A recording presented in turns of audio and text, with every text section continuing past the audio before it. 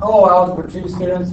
This is Mr. Khan here, and we're going over section 1.2 linear equations in this video. This video is going to serve as your notes, so you should have your notebook open and you should be writing down the examples and or some extra notes. Linear, be wise to define linear first. Linear, meaning to the power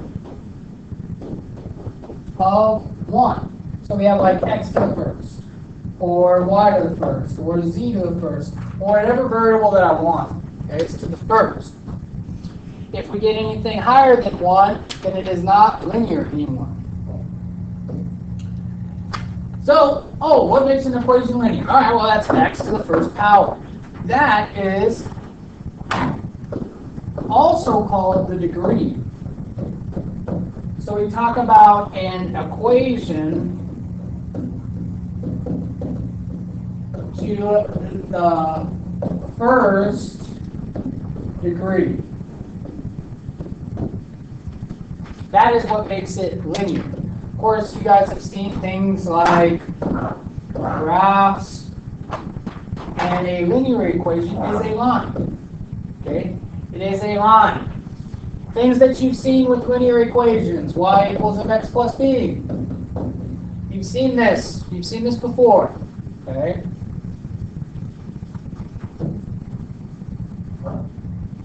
Something that would be nonlinear would be, this shape here. Okay. This is known as a quadratic, which is non-linear. And its power would look something, or its equation would look something like this. Notice, inside this, we have that 2, which is not the first degree. So let's do some examples. I want to solve this. You're not getting a calculator. You're not going to get a calculator. You should not need one. Here, as I look at the first one, if I'm trying to solve this thing, I need to isolate x. All right. This is reverse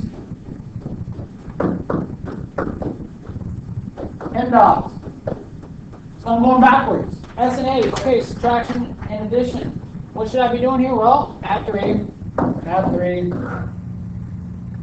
Drop down my, these cancel out, drop out my negative x. I have 2. How do I get rid of the negative x? Well, divide by -1. I get x equals -2. So that's not too bad. All right, let's try this other one over here. No, first step, add 5.6, add 5.6. I get 1.4x equals, that's a 4. I get a little 1 up there. That's 7, that's 8, that's 8.4. Divide then by 1.4. I get x equals 1.4 and 8. Ooh, that one's a little tough. Well, the way that you can do this division here without a calculator is I can actually take this over. It's 1.4 and it's dividing 8.4. I'm allowed to move this decimal as long as I move this one. So then it's basically 14. Oh, I drew the wrong sign there. I don't want to radical. Basically 14 and 84. Oh, let's see here. Maybe 14 goes in there, I don't know, 6 times. So if I try 6, that's 6 times 4, that's 24. A 2 here, that's 6 plus the 2 makes 84. Look at that. So, because I saw that 14 times 6 is 84, then 84 divided by 14 has to be 6. Well, because of that, that's the same up here, thus down here. I know that that's equals 6. Trying a couple others here. We see that we got some fractions. Yes, you're going to be dealing with fractions in this course. over and over and over again. No, I am not going to be giving you a calculator. We will be doing these fractions. Here I see that we're dividing by a negative 4. To get rid of this division by a negative 4, I simply multiply by a negative 4. What I do to one side, I got to do the other, so this is times a negative 4. These ones will cancel. I'll get x equals whatever 14 times 4 is, which looks to me to be 56. Of course, I can't forget that it's got a little bit more. That'd be a good time. You can stop, pause the video, try the next one on your own if you want. All right, now let's try the other one. Here, when I look at this, a couple different ways I can think about it. Probably the easiest, and I don't like this 8/5. Well, the 5 is dividing. So I know instantly if I have a 5 up top, those 5s will cancel. Well, 8's multiplying, so I need an 8 on the bottom. I know that this 8 is going to cancel with this one, and this 5 is going to cancel with this one. Essentially, I'm taking 5/8 and I'm multiplying it by 8/5. This is called multiplying by the reciprocal. Well, if I do it to one side, then I got to do it to the other. So I got 5/8 over here. Changing colors here. 8 cancels, 5 cancels, and it's got an x right here. Drop it down. Equals. Now I see 5 and this 13. They don't have anything. 8 and 72, though, I think that simplifies. That becomes a 1. That becomes a 9. Don't forget this is a negative 9. So the negative 9 times 5 is a negative 45. Divided by 13 times 1, which is 13. And then I have that.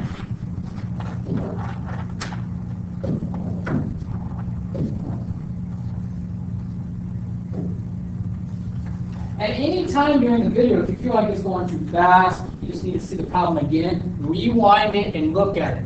Okay, because we're going to keep moving on now. And we get to this piece. Okay. Hopefully you see these parentheses. Okay. Again, we are trying to do reverse PEMDAS. Okay, reverse PEMDAS.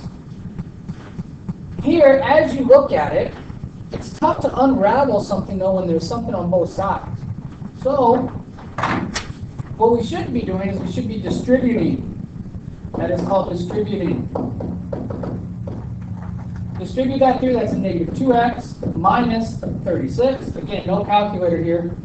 I see this x and this 3x makes 4x minus 12. After this, get all x's together, and then get everything else together. So let's put the 2 on the other side. Well, that means I have to add 2x plus 2x. Those cancel. I get 6x minus 12 equals negative 36. Then I would add 12. 6x would equal a negative 24. Divide, and I get a negative 4. Notice there I did not show the last division. At some point, you're going to have to start working some of these out in your head. Okay, that shouldn't have been too hard. Again, if you feel like you want to stop the video, try that one again, hear it, please rewind it. Getting into a little harder problem. Now we got fractions. Got fractions. 2 ways.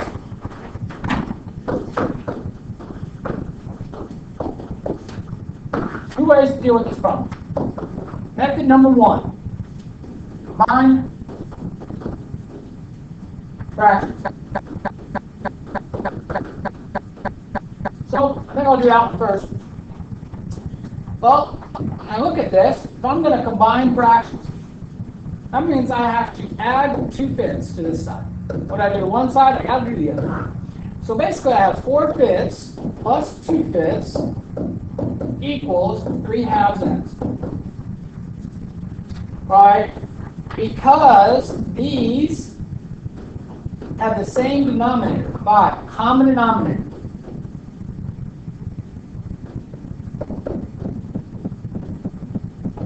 I'm allowed to just add the tops. So I'm taking 4 plus 2. Well, that's just 6 keep the denominator fits, and then I have 3 halves, x. Then we're back to the problem like we did before. I see this 3 halves multiplied by the reciprocal, that's 2/3.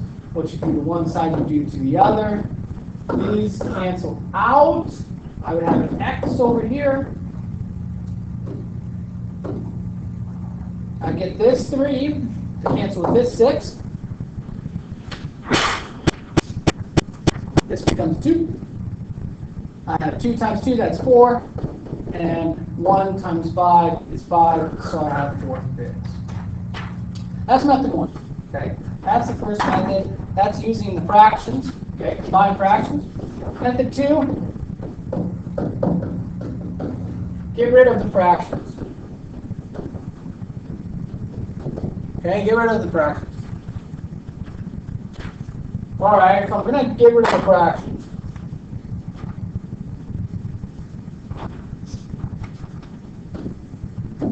I am going to need, oh here, let me copy this first.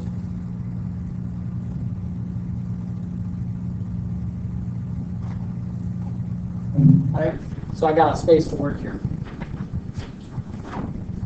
I see that there's a 5 and a 2 in the denominator, okay?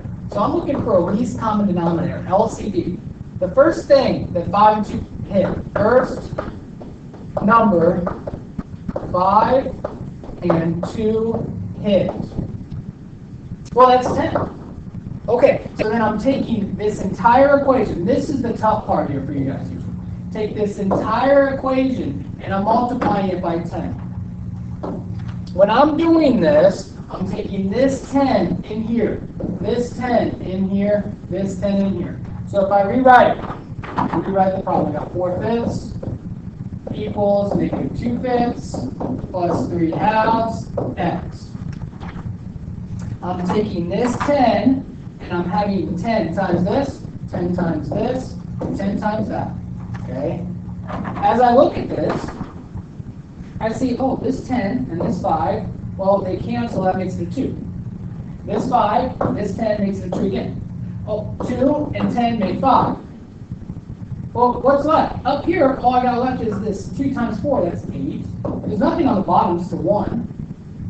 2 times a -2, that's -4. Plus, that gets dropped. 5 times 3, that's 15. And my x is wrong. Oh, now, notice.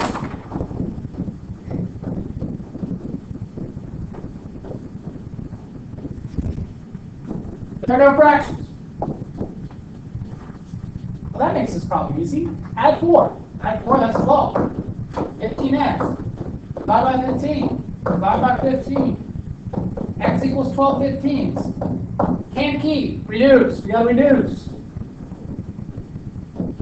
What goes in 12 and 15? Oh, well, 3 does. That becomes a 4. This becomes a 5. So I have x equals 4/5. And if we did this correctly, that should match what I had there.